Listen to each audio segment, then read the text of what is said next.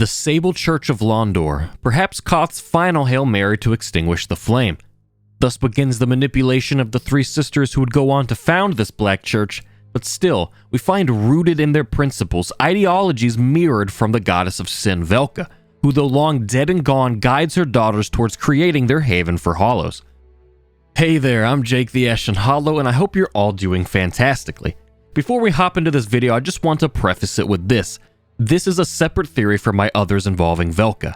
In fact, all of my Velka theories are separate from one another unless specified otherwise. I just don't want there to be any confusion in regards to, wait, you think Velka is this too? Along with all those other different things? What kind of a moron are you?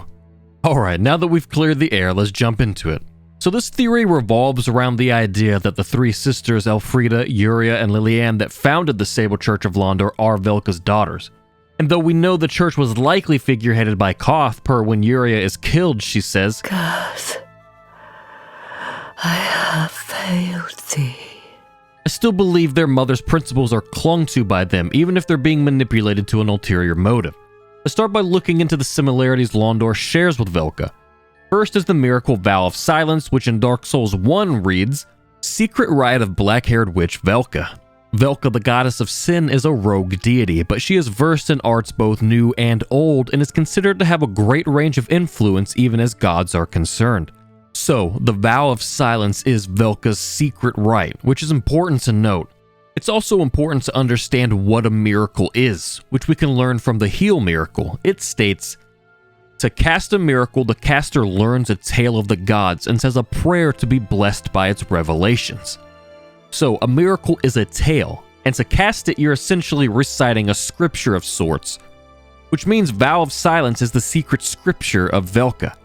Now, Vow of Silence can be acquired in Dark Souls 3 after it's found within the Londor Braille Divine Tome, and its description reads, A Braille Tome of Londor, first spoken by Liliane of the Sable Church. Give this to a storyteller to learn the miracles of Londor. This is a forbidden tome, as it offers salvation to all hollows and conversely curses all things living. So, the miracles, or at least a miracle of Londor, is a secret tale of the goddess of sin. Given the context, that's already a pretty solid connection, but still, it's just one, and we don't want to leave anything up to coincidence, so let's look at more connections. Now, let's head over to Dark Souls 1 to visit Oswald, our favorite Velka-serving partner, because it is only human to commit a sin. Now, I want to read two descriptions, the Black Cleric robe and Velka's rapier.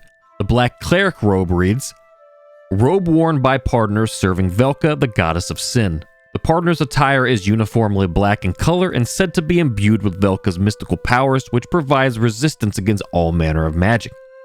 And Velka's rapier states, a symbolic, powerful thrusting sword used by the partner serving Velka, goddess of sin. It is no mere symbol to be sure. The partner is an inhuman swordsman and wields this enchanted blade with a special sword technique. Let's start with the rapier, and the important part I want to take from this is that the partner is an inhuman swordsman. Now, inhuman can mean a couple of different things, mainly lacking in human qualities, which is a laundry list in itself, but it could refer to being compassionless or surpassing the normal human skills with the blade.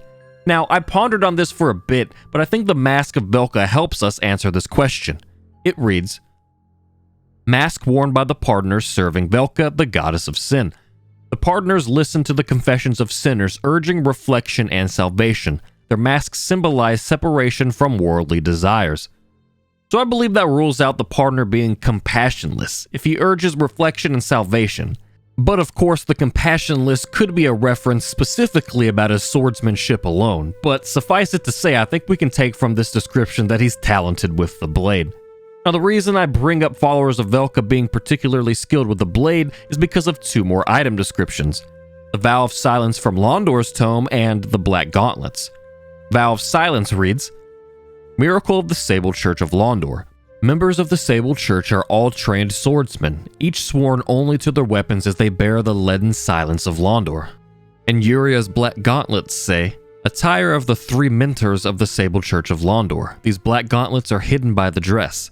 It is apparent that these women in black were highly skilled fencers capable of founding the Sable Church between just the three of them.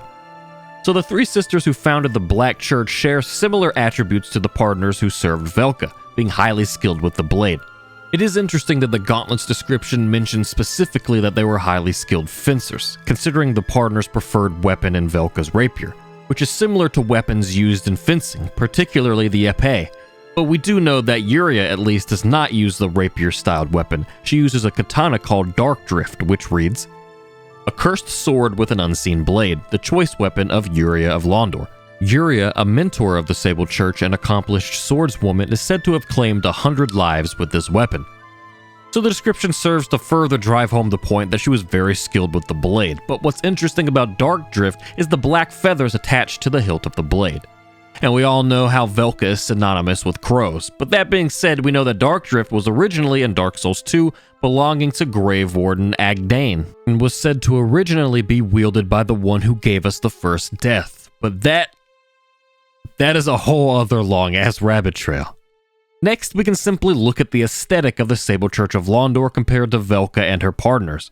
First, we have the all-black attire and the billed and beaked-like masks. The Londor set even has some sort of chainmail or chain link that appears as dark feathers. I don't want to spend too much time on it because I think the visual similarities to one another and the aesthetic of Velka are pretty apparent.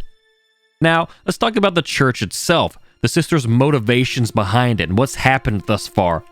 So we know from behind the scenes Koth is pulling the strings. It's been no secret of his that he wishes for the flame to die out and an age of man to be ushered in. His reasoning is unknown and I suppose irrelevant to what we're talking about, but it seems he's moved on from this whole singular Dark Lord thing and instead made an entire fanatical religion out of it to find the Lord of Hollows, and together they all usher in the age of man. But with Koth's manipulations or not, the Black Church, headed by the sisters, I believe still shares the same sentiments that Velka did. The Painted World was always a home for those with none, a haven for the forlorn. Who were more homeless and forlorn in the world of Dark Souls than the Hollows cursed and left to rot by the gods they served? The Sable Church of Londor seeks to create a haven, an entire age dedicated to hollowing humanity. In essence, the same principle as the Painted World applied to the entire world. Where else do we find Velka's very statue to offer pardoning and salvation than within the heart of the undead settlement? The sentiment is the same. We know the eldest of the sisters, Elfrida, now resides within the Painted World of Ariandel after becoming unkindled herself. Her failure with the flame was likely a result of her attempting to become the Lord of Hollows and wrest the flame from its mantle, ending the Age of Fire, but she failed. When the bells tolled, she stirred once more, but her convictions had faltered, and she was drawn into a world of the forlorn. Now, I'm of the mind that maybe the sisters didn't know about their mother's Painted World. When Frida makes her way into the Painted World and assumes the position of its leader, we see that all of the statues have been vandalized, and to me, the statues in the Painted World can only be of Velka. The only other person it could be is Priscilla, but we'd be much more sure if it was her. But all of these statues have been smashed in varying degrees, including the one of Velka and a small child that we also see in the Painted World of Ariamis in Dark Souls 1.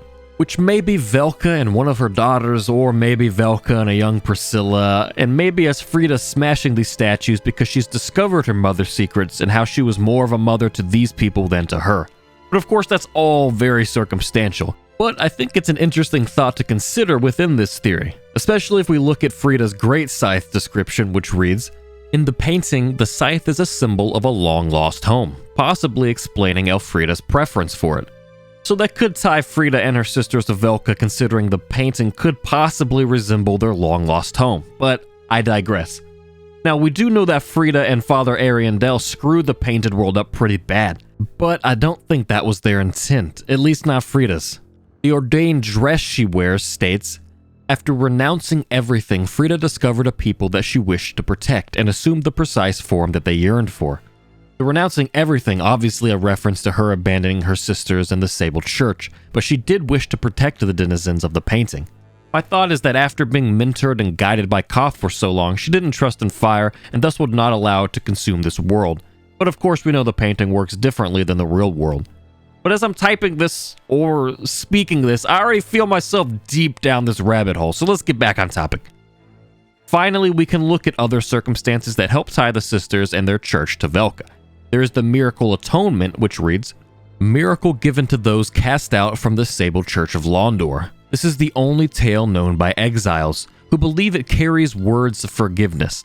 Cursed journeys, too, must come to an end." So another tale from the Black Church that is on par with what Velka stood for. Atonement, forgiveness, being pardoned of one's sins.